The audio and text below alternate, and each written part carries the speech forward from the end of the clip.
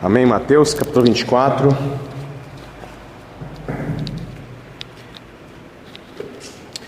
Título dessa mensagem.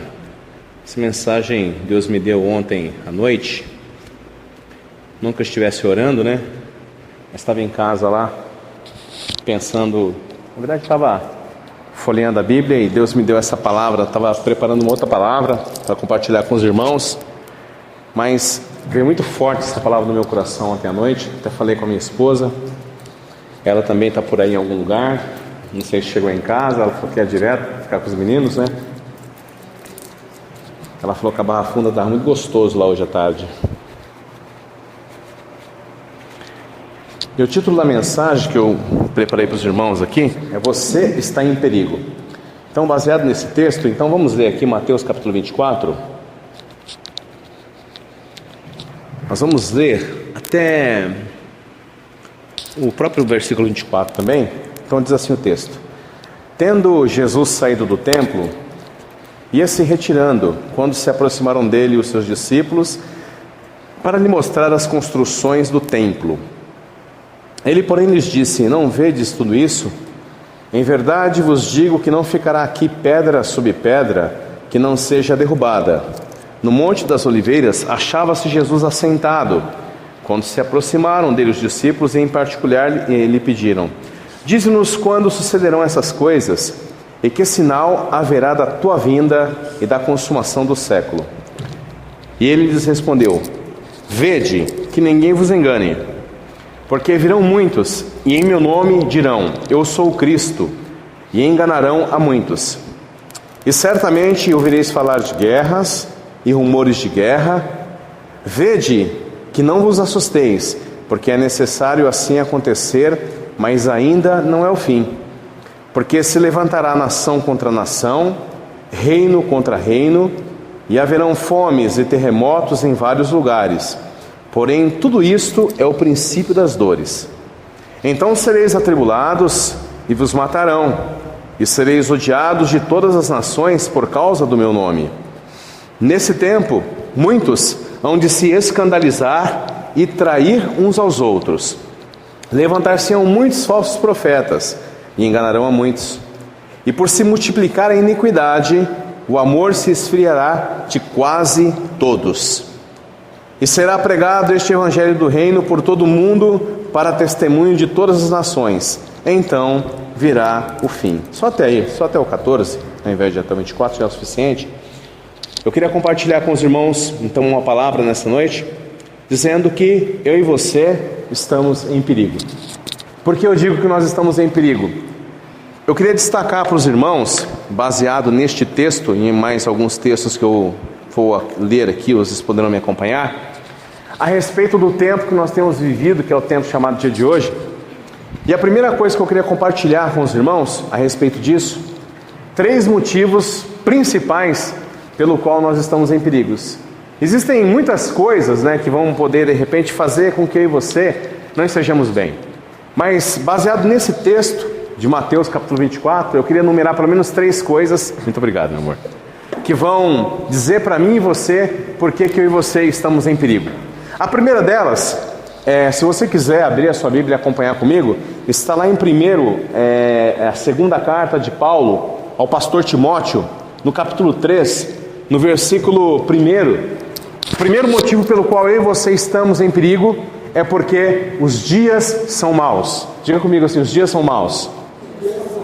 Irmãos, nós temos vivido dias, como diz o seu texto aqui de 2 Timóteo capítulo 3, versículo 1, diz assim, Saiba, porém, disto, Paulo escrevendo a Timóteo, que nos últimos dias sobrevirão tempos difíceis.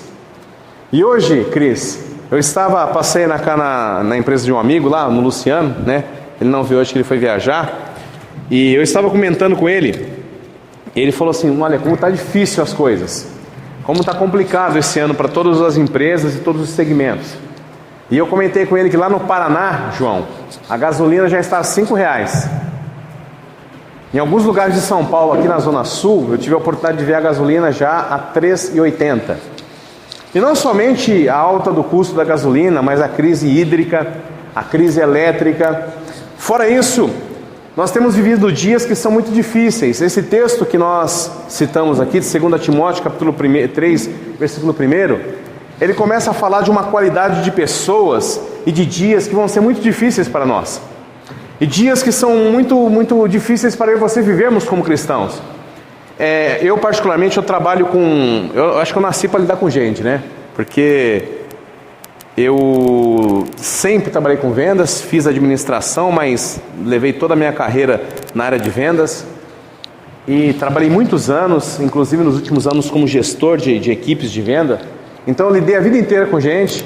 Quando eu pensei que eu ia deixar de lidar com gente, eu virei pastor e continuei lidando com gente, né? E pelo jeito eu vou lidar com gente até o final da vida, né?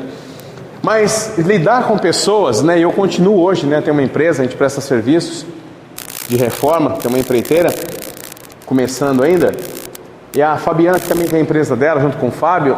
Lidar com pessoas é um desafio. E eu tenho estado tão assim, irmãos, eu confesso a vocês, sabe, Damiana, tão decepcionado, Cris, com a qualidade do ser humano de hoje. Eu tenho estado tão decepcionado, porque você acaba lidando com muita gente, você acaba falando com muitas pessoas, e você vê a qualidade das pessoas, você vê que as pessoas hoje em dia não têm palavra, você escreve no papel, você manda e-mail, você manda mensagem, você registra no cartório, e mesmo assim, diante de todos esses fatos e argumentos, o cara ainda diz, não foi nada disso que eu combinei. Não somente em termos de negócios, mas um lugar onde as pessoas deveriam ter um pouco mais de palavra, um pouco mais de respeito, por exemplo, como a igreja, também a gente vê que os dias maus chegaram dentro da igreja. Nós vemos que os dias maus chegaram no Congresso. Aliás, no Congresso parece que já os dias maus nasceram lá, né? Parece que tudo que é de mal parece que nasceu lá, nos políticos. Você vê que são dias onde as coisas são muito difíceis. É difícil para você ganhar dinheiro, é difícil para você arranjar um namorado, é difícil para você se casar, é difícil para se manter casado, é difícil para que você faça qualquer coisa, é difícil vir na igreja, é difícil qualquer coisa que você empreenda a fazer, é muito complicado, é muito difícil porque nós estamos vivendo dias maus. Nós estamos vivendo dias, segundo Jesus Cristo falou, que nesses dias, conforme nós vemos no capítulo 24 de Mateus, são dias onde as coisas vão ficar muito difíceis.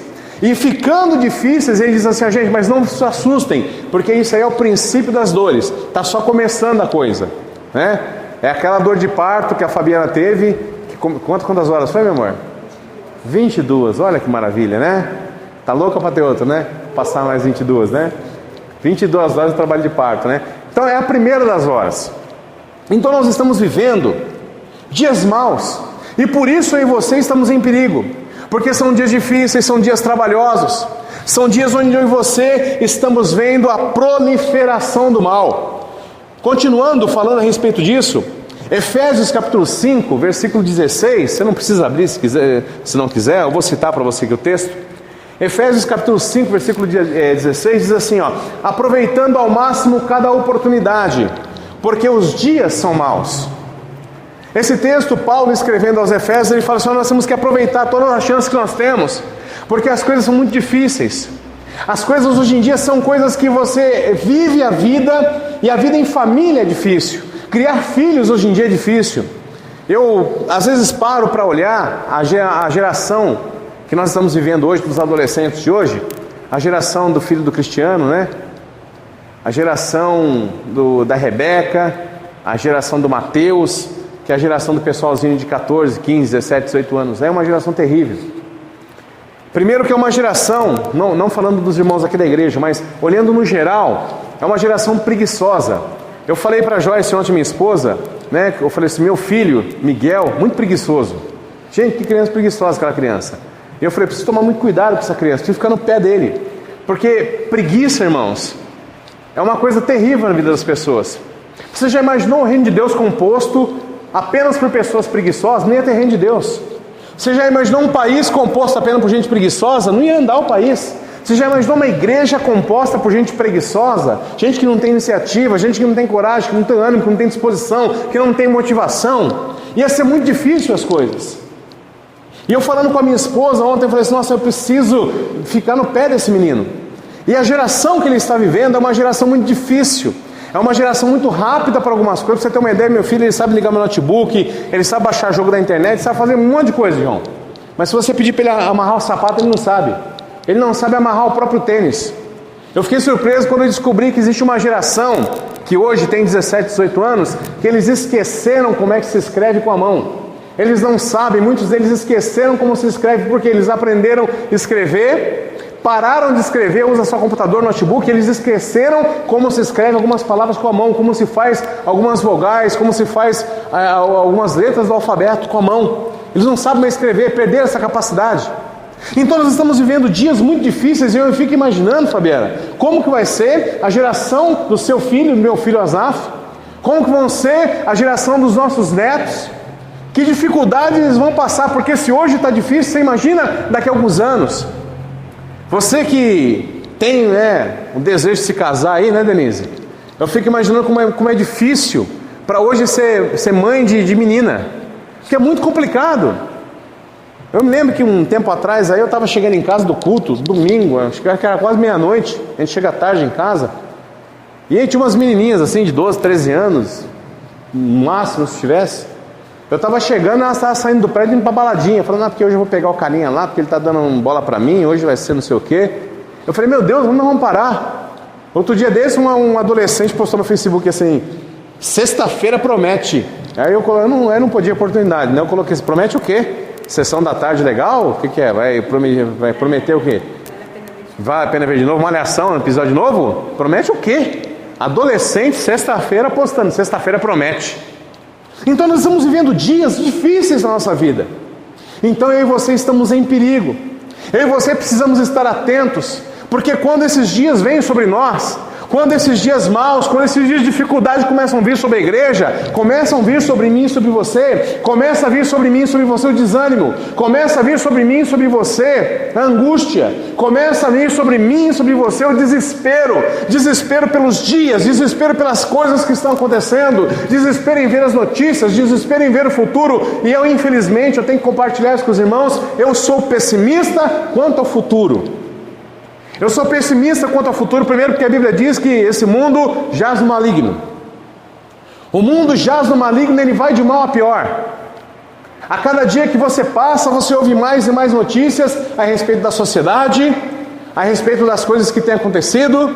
A cada dia que passa, o lixo tem sido despejado na minha vida e na sua vida. Está aí o Big Brother, que não me deixa mentir. Eu nunca parei para assistir aquela porcaria, nunca tive desejo, porque eu acho que é uma perda de tempo, uma inutilidade aquilo. Uma coisa assim, os primeiros já eram ruins, né? E agora a onda do momento, agora eu percebi que o chamariz dessa atração aí, que a Globo lançou, é o pessoal fazer sexo dentro da casa e ficar mostrando em rede nacional 9 horas, 10 horas da noite. Os dias são maus. Eu e você estamos em perigo. O segundo motivo pelo qual eu e você estamos em perigo, irmãos, é porque existem hoje falsos profetas. O texto que nós lemos, Jesus Cristo fala que nos últimos dias virão muitos e dirão, eu sou o Cristo.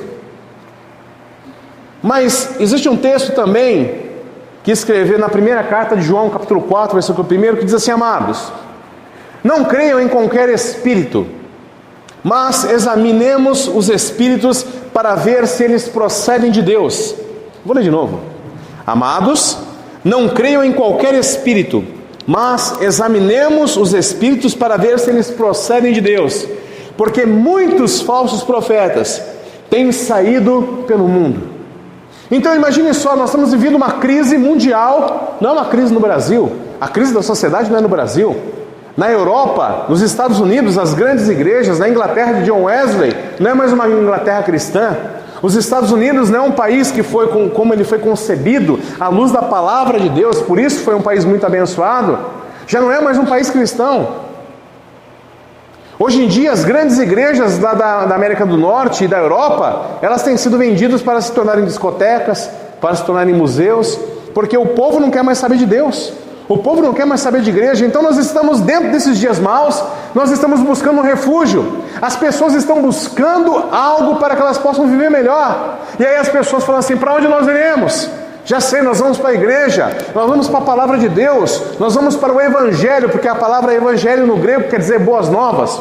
E aí quando as pessoas vêm para o evangelho, elas se deparam com isso, com os falsos profetas, com os falsos líderes. Essa semana, acho que foi no Facebook ou no WhatsApp, mandaram uma foto, achei bem interessante, né? De um grupo de obreiros, né? De ribuçado e orando por um monte de vassoura. Quem viu essa foto aí? Você viu? Você viu essa foto aí? Foi no WhatsApp? Mandaram? Os caras, mas tinha mais ou menos acho que umas 100 vassouras, assim, os caras de bruçado orando pela vassoura. Eu não sei bem para que é, né? Mas pelo que eu sabia aí, parece que o negócio é você pega a vassoura ungida, né? E vai varrendo o mal para fora da sua casa e chega no final, você varre. Vassoura ungida. Gente, onde isso está na Bíblia? Então, o texto diz assim que nós não devemos crer em qualquer espírito. E nesses dias tão difíceis que nós temos vivido, quando nós buscamos na palavra de Deus e buscamos naqueles que são líderes, alguma coisa para desafogar nossa alma, alguma coisa para nos dar uma luz, uma direção, nós estamos encontrando no meio da igreja, no meio do povo de Deus, falsos profetas. Então nós estamos em perigo, irmãos, porque mesmo dentro da igreja, mesmo dentro do círculo que nós vivemos, talvez até aqui possa existir algum, né? Porque Jesus Cristo escolheu 12, dos 12, um era um diabo, né? Então se a gente fizer uma proporção aí, de cada 12 pessoas, pode ser que um, né, seja, né? Nós estamos ruim. Então você imagina, cada 12 que você conhece, um pode ser uma coisa ruim. Então nós estamos vivendo dias onde as pessoas têm vivido com falsos profetas.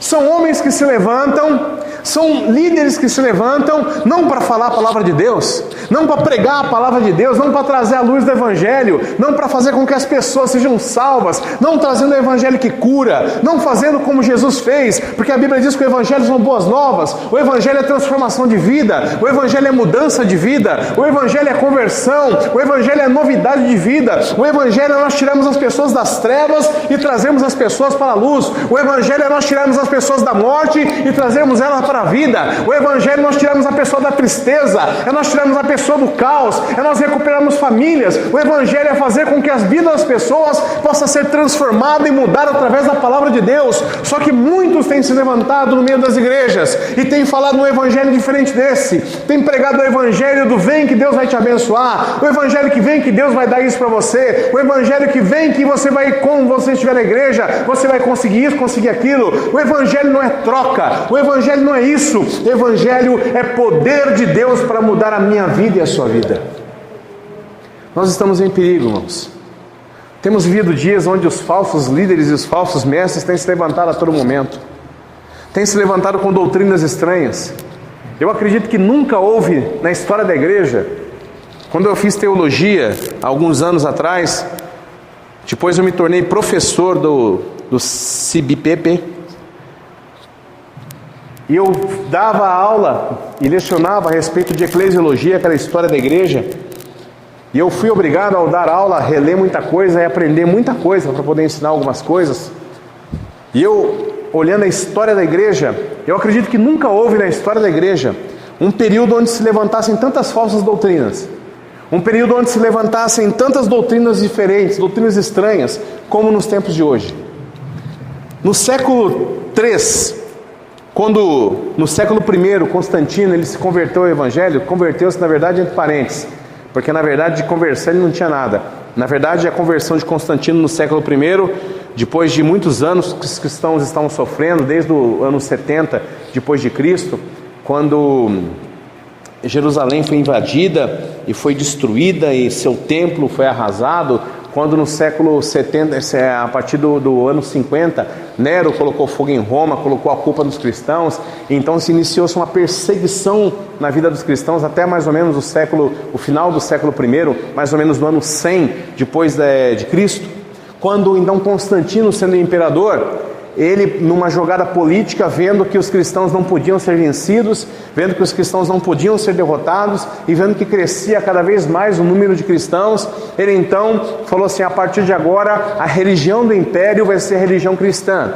Fazendo isso, ele queria o quê? Ele queria trazer os evangélicos, ele queria trazer os protestantes, queria trazer aquelas pessoas para perto de si. E então ele fez uma miscigenação, misturou um monte de religião, e então, a partir do século I, com Constantino, os evangélicos, os protestantes, os cristãos deixaram de ser perseguidos, e o cristianismo passou então a ser a religião oficial do império. Só que depois de 2 séculos, mais ou menos no século III, Havia tantas pessoas, porque como não havia mais perseguição, o evangelho se tornou uma coisa muito fácil. Por exemplo, o cânon sagrado, que foi as escrituras que foram feitas, existiam algumas regras para que pudesse ser feito o cânon. Para que um livro pudesse ser aceito como um livro de Deus, ele tinha que ter algumas regras, ele era observado, ele era lido. Começou a surgir muitos evangelhos. A história conta que surgiram mais ou menos, a gente fala a respeito da Bíblia Católica, que ela tem 7 livros diferentes da Bíblia nossa que nós temos, que são os apócrifos, que são livros que não foram aceitos na nossa Bíblia. Então a maioria das pessoas conhece apenas os 7, mas a história conta a respeito de mais de 150 livros que apareceram durante o século I e o século III, dizendo que eram livros escritos pelos apóstolos, dizendo que eram evangelhos deixados por Jesus, dizendo que eram evangelhos deixados por mártires, dizendo que eram evangelhos deixados por grandes homens que no passado eles estiveram com Cristo e foram então evangelizados.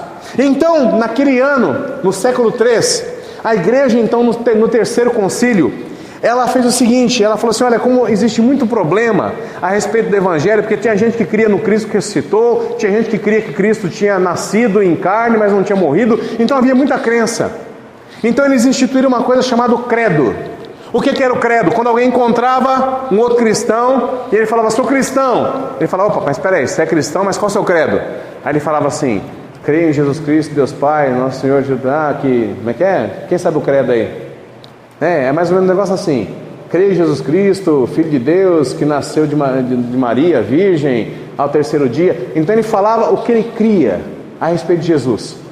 Aí quando ele falava para o outro, não, creio nisso aí também, então nós somos da mesma religião, nós somos cristãos igual, eu creio com você. E toda vez que um cristão encontrava outro, ele falava, qual é o seu credo? Ele falava, não, eu creio, não, esse credo eu não creio, eu creio em outro. Ah, então nós somos diferentes. Para que pudesse ter um norte, para que as pessoas pudessem saber o que era o evangelho de fato. Mas eu olho para a história, e olhando para os dias de hoje, irmãos, tantas igrejas, tantas denominações. Outro dia desse a gente até brincou com isso. Seria muito cômico se não fosse muito trágico. A respeito daquele pastor que leu na Bíblia, vai e toma a mulher do teu amigo, né? Lembra dessa história? Do pastor que foi e adultera, um erro de interpretação e de leitura lá, e ele chegou e falou com o irmão da igreja que Deus tinha falado para ele que a mulher do irmão tinha que deitar com ele, e o boi aceitou, o bovino, não, tudo bem, então se Deus falou. Olha isso, irmãos, onde que Deus vai mandar alguém, um pastor, deitar com a mulher de outro homem? Gente, isso é uma ignorância, uma falta de cuidado com a palavra de Deus. Parece que as pessoas não têm esse texto da sua Bíblia, amados, não creem em qualquer espírito, mas examinem os espíritos para ver se eles procedem de Deus. Eu tenho comigo, eu não gosto muito quando alguém chega e fala assim para mim, vamos fazer tal coisa, não, porque Deus falou comigo, Deus mandou. Porque quando você fala, Deus falou, quem vai contra Deus? Quem vai contra Deus? E toda vez que alguém fala isso para mim, não, eu vou fazer isso aí porque Deus mandou. Eu falo, você tem certeza que foi Deus que mandou?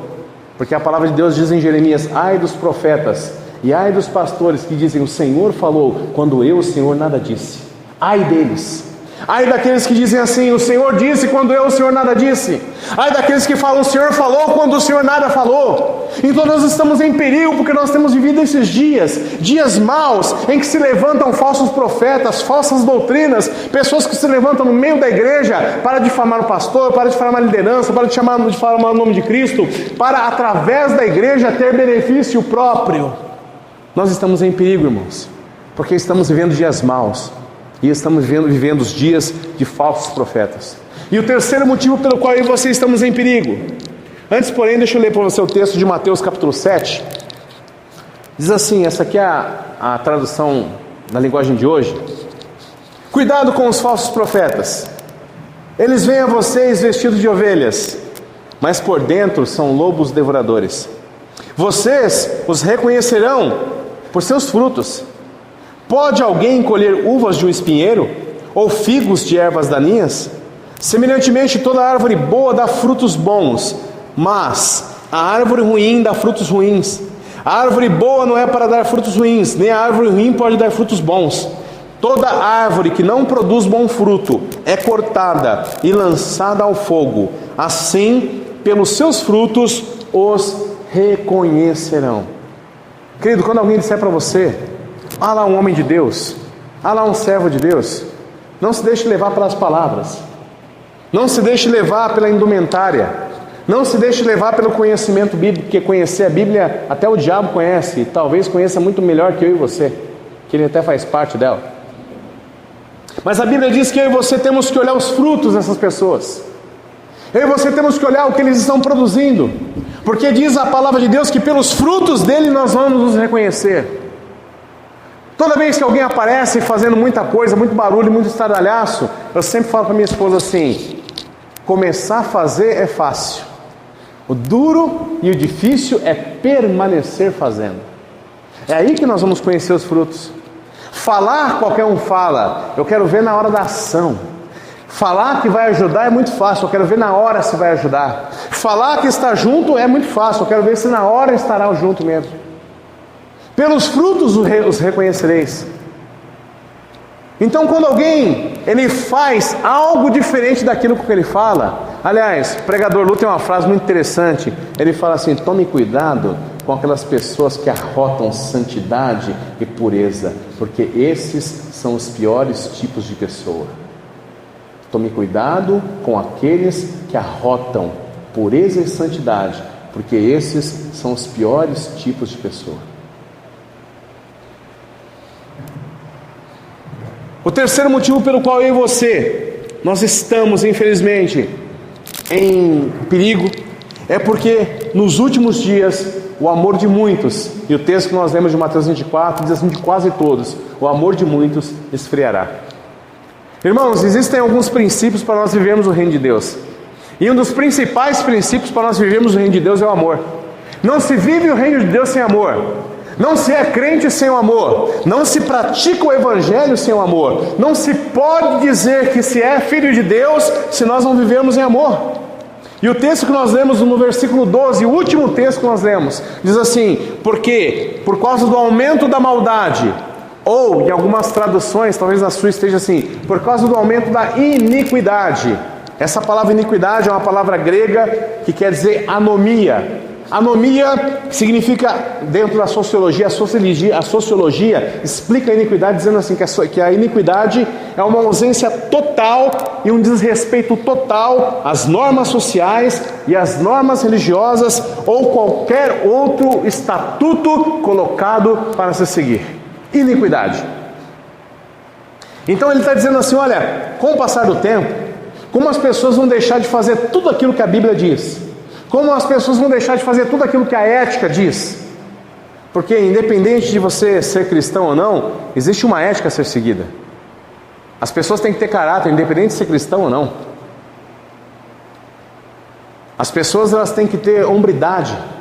Se você diz que vai pagar, pague. Se você diz que vai fazer, faça. Eu sempre falo para minha esposa: se eu falar que arroz é preto, eu faço ficar. Você tem que ter palavra. Se você não vai conseguir cumprir, você vai lá e ligue, fale, dê uma satisfação. Mas a Bíblia está dizendo assim que com o passar do tempo, conforme a sociedade for se degradando e as pessoas forem abandonando tudo que diz respeito à lei, forem abandonando tudo que diz respeito à igreja, forem abandonando tudo que diz respeito a ser um bom ser humano, por causa disso, o amor de quase todos. Leia lá o texto comigo. Mateus 24, versículo 12. E por se multiplicar a iniquidade, o amor se esfriará de quase todos. Na nova tradução, na linguagem de hoje, diz assim: a maldade vai se espalhar tanto que o amor de muitos esfriará. E sabe, irmãos, quando eu olho para a igreja, quando eu olho para a vida da igreja, a vida das pessoas, eu vejo que nós estamos vivendo esse tempo aqui. Primeiro, estamos vivendo o tempo dos dias maus. Segundo, estamos vivendo o tempo dos falsos profetas. E terceiro, estamos vivendo um tempo da falta de amor dentro da igreja. Porque não é possível viver o reino de Deus sem amor. E eu tenho alguns sinais que eu queria compartilhar com você aqui, para nós identificarmos se nós somos essas pessoas que estamos padecendo desse mal que Jesus Cristo falou. Que por causa do aumento da iniquidade, o amor nosso está esfriando. Eu dirijo muito, né? Por conta do meu trabalho, a gente tem que se deslocar muito para visitar cliente. Todo dia eu estou indo para um lugar diferente. Semana mesmo fui muito para Paulista, Lorena, Alameda Itu, Pamplona. Gente, não tem uma coisa que te contamina mais que andar no trânsito de São Paulo. Primeiro que o pessoal dirige muito mal. E para quem tem carta P como eu, piloto, né? Você dirigir atrás de quem não sabe dirigir é um tormento. Eu não sou de correr, mas você quer ver eu ficar angustiado, João? Eu estar atrás de alguém que não sabe dirigir. Nossa, eu fiquei angustiado para passar aquele cara de qualquer jeito. E se tem uma coisa que contamina a gente é o trânsito. É um fechando o outro, é um brigando com o outro, é um xingando o outro. E você fica andando o dia inteiro no trânsito, quando você sai de manhã você sai crente. O cara te fecha, você vai com Deus. O cara te xinga, você vai com Deus, endemoniado. Quando chega no final do dia, o cara te xinga, você já o quê? Já quer descer do carro? Vou confessar um negócio para os irmãos. Semana passada, final do dia, trabalhei o dia inteiro, cliente, ligação, o celular não parava. Estava eu na Rua Lagoas. Farol terminou de abrir. Quando eu fui sair, o cara de trás... Eu parei o carro, desliguei o carro, coloquei o braço para fora e fiquei olhando pelo retrovisor. Aí todo mundo em volta já parou. Falei, vai dar briga, né? Eu falei, não, quero ver o que ele vai fazer agora, esse cara. Aí fiquei olhando pelo retrovisor. Aí o cara não fez mais nada. Aí no momento de lucidez, aí eu liguei o carro de novo e fui embora. Mas fiquei nervoso. Acabou de abrir, jogar. Olhei, desliguei o carro, coloquei o braço para fora e falei, quero ver o que ele vai fazer agora. Só tinha uma fila para passar carro. Porque isso contamina a gente. Isso faz a gente ficar contaminado. Conforme as coisas, a maldade vai se espalhando. Eu tenho um amigo que ele tem uma empresa, ele fala assim, você não pode ter dó de cliente. Cliente, quando você tem a oportunidade, você tem que esfolar ele, Danessa. Mas sabe por que ele fala isso? Porque você tenta ser bonzinho com o cliente, a primeira oportunidade que o cliente tem, ele esfola você. O cliente, você pode fazer tudo para ele. Uma coisa que você fez que não deu certo, não ficou do jeito que ele quis, pronto, acabou ali, acabou a amizade, ali acabou toda a empatia que tinha, ali você não vale mais nada, o seu serviço não presta, a sua empresa é uma porcaria, ele vai te processar, ele vai colocar você no pau, ele vai fazer da sua vida um inferno. É assim que funciona o cliente.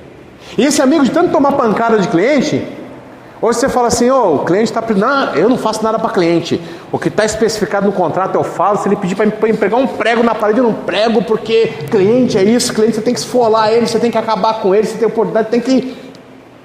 Sabe por quê? Porque ele está contaminado. Porque isso contamina a gente, contamina eu, contamina você. A Bíblia diz que por causa da maldade que vai se multiplicando, de tanto você vê as pessoas fazendo as coisas erradas, você começa a ficar insensível.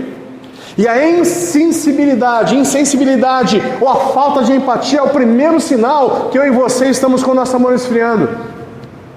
Insensibilidade ou falta de empatia. Sabe o que é? É quando você olha, por exemplo, o dia hoje está chovendo. E eu já vi acontecer isso aqui na igreja, eu estou falando aqui da nossa igreja, irmãos. Chuva caindo, temporal desabando. Um monte de gente aqui para ir embora. O cara pegou a chave do carro dele.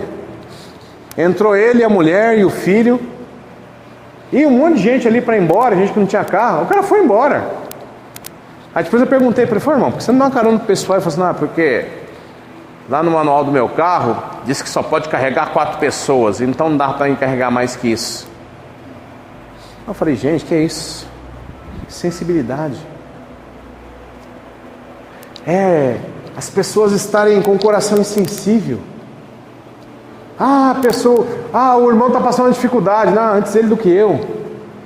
A pessoa chega e fala assim, não vim para a igreja porque eu estava com problema, não tinha dinheiro. Outro dia desse estava comentando aqui em casa, né, Aninha? Que a Aninha, ela mora muito longe. A Aninha, ela mora lá na Raimundo Pereira, lá perto do Jaradecida, lá perto da Edgar Facó, quase, lá perto longe. É longe. É perto para quem tem carro. Você pega aqui, 15 minutos, 20 minutos, você está lá. Agora, para você descer aqui, por exemplo, ela vai sair daqui 9h30, ela vai chegar na casa dela 10h30, 15 para as 11. Se Deus ajudar, né? 11 horas. Se o ônibus demora, 11h30. E desce, anda um pedaço a pé ainda. Aí ela vem no domingo de manhã, vai embora para casa, tem que estar no ensaio do coral. E eu falei para Joyce, essa é uma pessoa que eu estou pensando em falar para ela assim, filha, você está dispensada de vir da IBD. Porque é muito sacrifício. Falei para Joyce. Mas como o amor de muitos está esfriando, vamos falar assim, se ela pode, por que só a Aninha? Por que a Aninha? Eu também venho. Só que às vezes a pessoa mora mais perto, tem carro, é uma outra situação. Mas por quê? A insensibilidade, falta de empatia, falta de se colocar no lugar do outro, falta de sentir o que o outro está sentindo, falta de ter um coração mais amoroso, falta de ter um coração mais propício a ajudar as pessoas, falta de ter um coração que tem mais sensibilidade para com as pessoas. Está entendendo, querido? A gente vê isso dentro da igreja. Muitas vezes a gente pede para as pessoas, olha gente, vamos fazer o seguinte, vamos fazer alguma coisa aqui para ajudar. Gente, você tem que pedir pelo amor de Deus para o cara trazer 1 quilo de arroz. Uma vez aqui o pastor até ficou bravo comigo, porque a gente tinha uma campanha aqui para trazer 1 quilo na igreja, só vinha sal. Aí eu falei assim para os irmãos, acho que vocês estão enganados aqui. A gente não tem um criador de vaca aqui, porque quem come sal é vaca. Sabia que vaca come só sal? Vaca você põe sal, a alimentação né, João? Vaca que come sal. Eu falei, irmãos, aqui tem gente. Gente não come só sal, gente come arroz, come feijão, come macarrão. Então já está bom de sal. Acho que tinha mais ou menos uns 30 quilos de sal aqui em cima na igreja. Aí o pastor falou, oi Natão, não pode falar assim. Eu falei, pastor, senhor, desculpa, mas às vezes, né, meu? Pelo amor de Deus. Insensibilidade no coração. Dureza no coração. Falta de perdoar. A pessoa não pode fazer algo, fez algo, não, porque a pessoa olhou para mim, nossa, ali morreu, não existe mais amor cristão. Outro dia desse eu achei uma postagem muito interessante. Muito interessante. Era uma foto, né, logicamente fazendo alusão a Jesus, né? Na verdade ninguém sabe qual aspecto que ele tinha, mas era Jesus com a mão assim, na cabeça, e uma frase assim, aqueles que aplaudiram a minha queda, eu quero ver eles de pé, para que eles possam ver, aliás, aqueles que aplaudiram a minha queda, quero que eles estejam de pé, para ver a minha vitória. Aí Jesus assim, não era nada disso que eu tinha ensinado para eles. Tipo assim, você vai ver, sabe? Acho que foi aí que a Valesca se inspirou para fazer a música dela, né? Desejo aos meus inimigos vida longa, né? Para que eles possam ver de pé a minha vitória. Isso é pensamento de crente, gente. Aqueles que pisarem em mim vão ver. Gente, a Bíblia diz assim, prepara uma mesa perante mim, na presença dos meus inimigos. Mesa é lugar de comunhão. Deus vai me abençoar e vai te abençoar, não é para você pisar nos outros, não é para eu e você podermos falar, está vendo que Deus... É para que você na mesa, porque mesa é comunhão, prepara uma mesa perante mim na presença dos meus inimigos, não é para que eu possa tripudiar em cima dos inimigos, é para que eu possa naquele momento exercer comunhão e nós possamos liberar perdão um para o outro. Reino de Deus é perdão, reino de Deus é amor, reino de Deus é eu e você estarmos unidos, e mesmo tendo diferenças, mesmo tendo ponto de vista diferente, nós estarmos aqui unidos em amor, porque o amor é o vínculo da perfeição, e sem amor é difícil viver o reino de Deus. Outro sinal que nós estamos sendo atacados pela falta de amor é a crueldade. Porque existe a insensibilidade e a falta de empatia. Ou seja, não fede nem cheira. O irmão está lá. Está lá, deixa ele lá, deixa eu aqui. Mas existem pessoas que o coração está tão frio em relação ao amor, que deixa de ter a insensibilidade e passa a ter a crueldade. São pessoas que dentro da igreja, às vezes, irmãos, pensam em planejar fazer o mal para o outro. Eu não vou para o culto dos jovens, porque agora é a Fabiana que é a líder, e eu não gosto da Fabiana, se fosse outra pessoa, não, eu vou fazer de tudo, inclusive além de eu não ir, eu vou chamar outras pessoas para no dia sair comigo, para não ir no culto. Pode parecer brincadeira, mas não é. E fizeram com você, fizeram comigo, e farão com você, farão com qualquer outro. Insensibilidade e crueldade. Não tem mais amor no coração.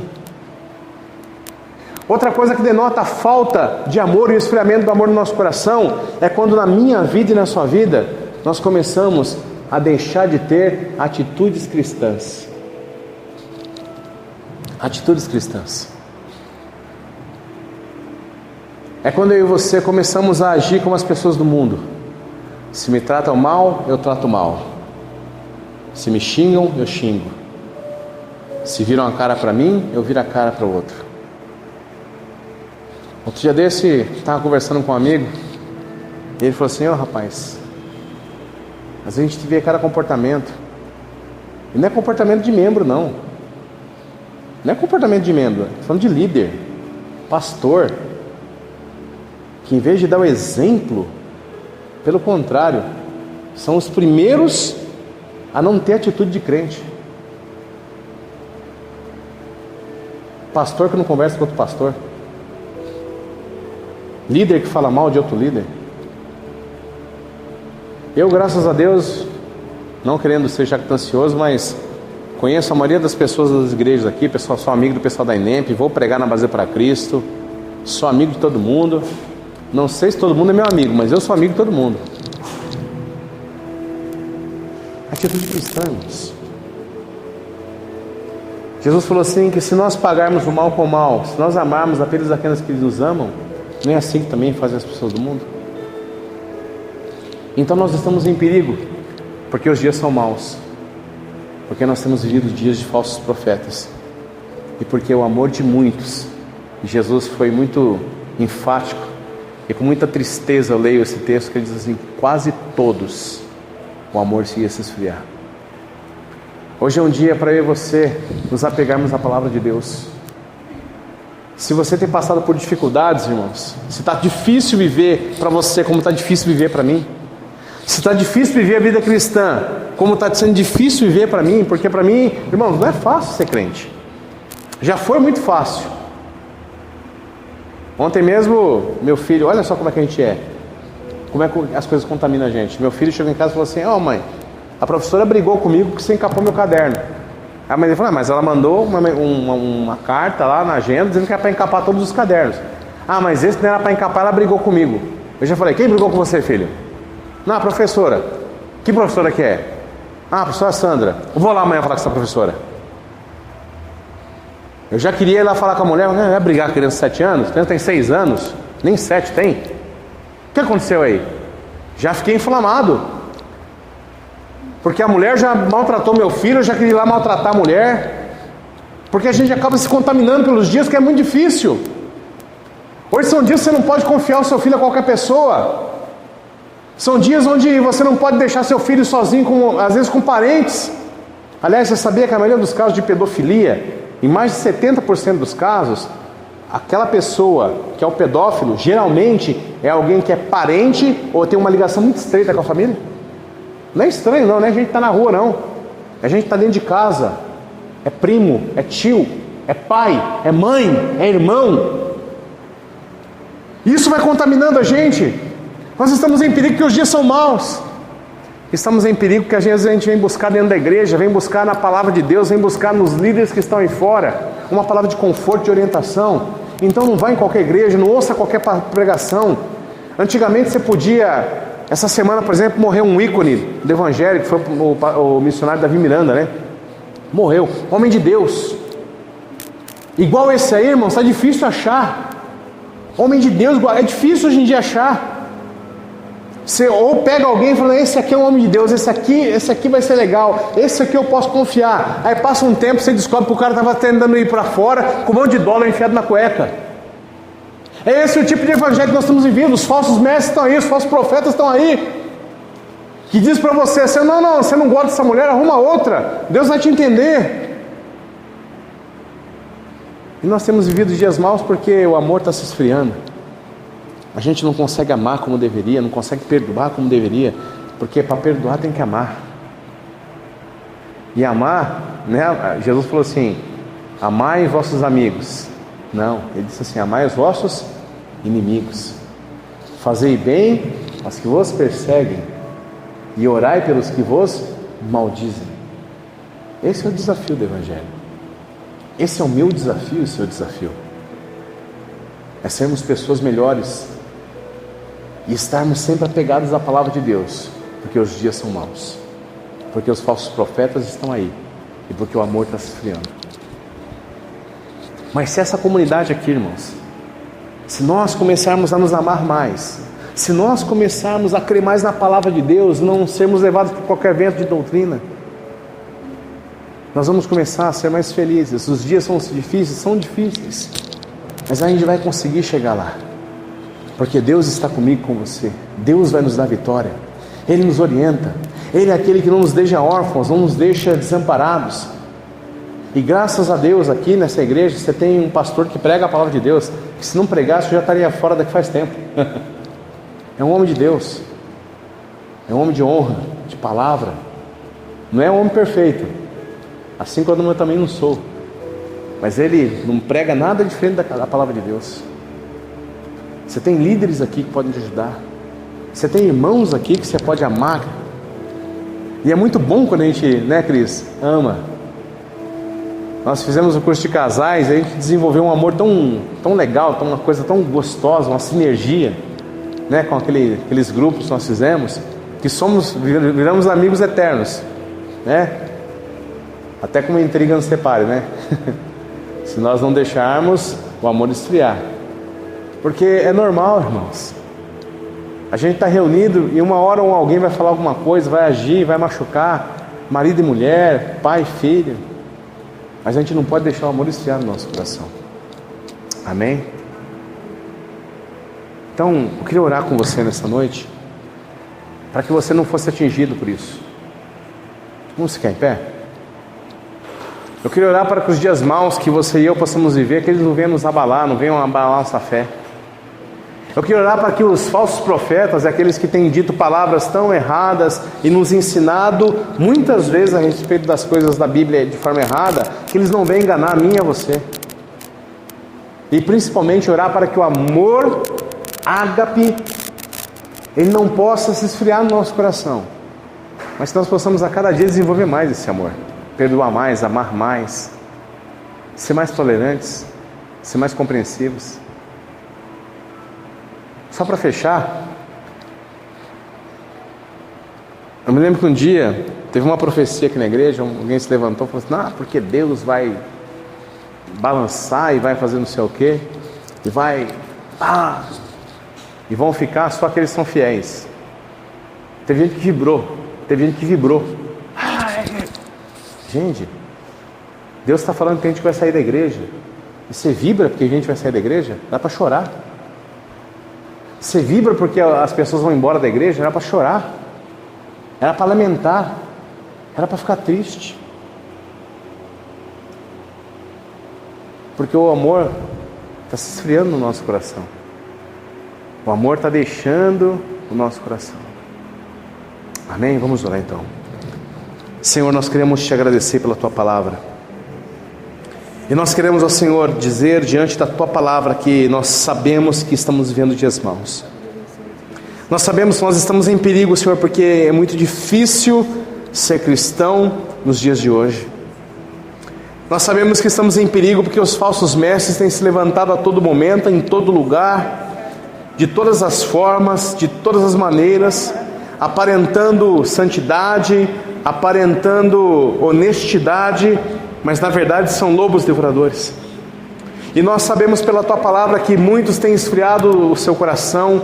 Sabemos que muitos têm deixado o seu coração se esfriar, têm deixado o amor se esfriar dentro do seu coração. Mas nós queremos pedir nessa noite que o teu povo possa estar firme nesses dias, que nos dias de dificuldade, nos dias onde Satanás se levanta contra nós, que a tua palavra possa estar no nosso coração, firmando a nossa alma, firmando os nossos pés no caminho da tua palavra. Que quando os falsos profetas se levantarem no nosso meio, se levantarem próximos de nós, que nós possamos ter a orientação da tua palavra e ter firmes em nosso coração aquilo que a tua palavra nos ensina. E que quando o amor no nosso coração começar a se esfriar, Senhor, aquece o amor no nosso coração. Não permita que nós venhamos ter insensibilidade, não permita que haja crueldade, não permita que nós venhamos a abandonar as atitudes cristãs que nós deveríamos ter a todo momento, mas que nós possamos, ó Senhor Deus, desenvolver a nossa vida, desenvolver a nossa fé, desenvolver o nosso amor e mostrar com atitudes que nós somos chamados e somos filhos de Deus, porque é a nossa marca, porque o nosso comportamento é um comportamento de quem ama. Que o Senhor possa abençoar os teus filhos nessa noite com grande bênção. Que eles possam, Pai, ao longo dessa semana, que essa palavra possa queimar os seus corações. Quando os dias maus vierem, os falsos profetas vierem, que eles possam ter a tua palavra como direção. Abençoa os teus filhos e guarda os teus filhos. Em o nome de Jesus, para a tua glória. Amém, Deus. Que Deus abençoe a sua vida, que você possa pensar nessa palavra.